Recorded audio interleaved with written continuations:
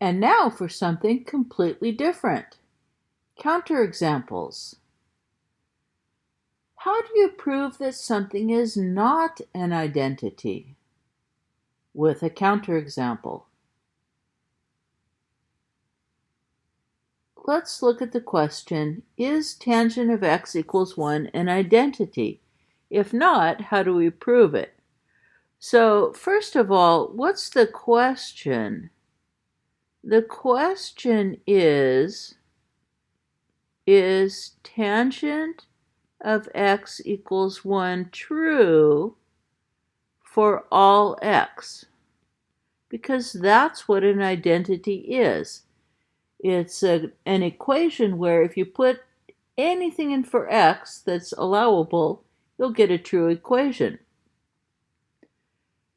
Now, this is certainly not true because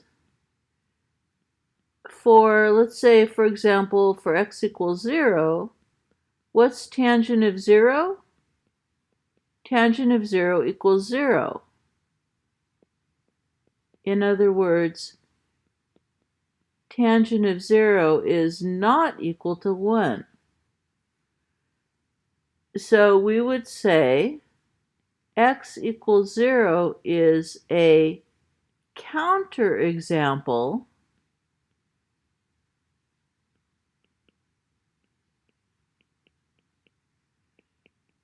that disproves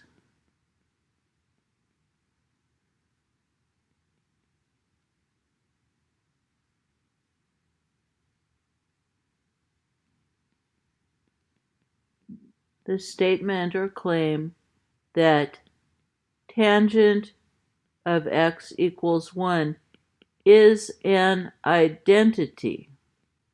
Does this mean tangent of x is never 1? No, of course not. We know that tangent of pi over 4 is 1. So it's not that the statement tangent of x equals 1 is never true.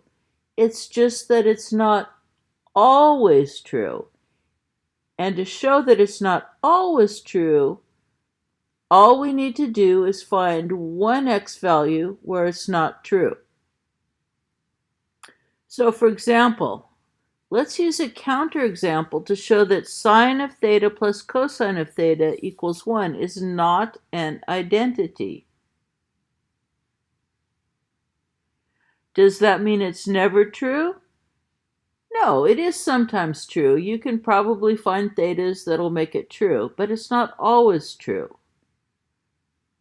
For example, and this is where counterexamples are tricky because you have to come up with your own numbers to prove the point. So I'm thinking about lots of different numbers. So let's say, how about we let theta be 3 pi over 2. Then sine of 3 pi over 2 plus cosine of 3 pi over 2. Well, sine of 3 pi over 2 is negative 1. Cosine of 3 pi over 2 is 0. And so we get negative 1, not positive 1. Therefore, that's what these three dots mean, is therefore, sine of theta plus cosine of theta equals 1 it's not that it's never true, but it's not always true. So it is not an identity. And that is how you prove that something is not an identity, by just finding one number where it's not true. And that number is called the counterexample.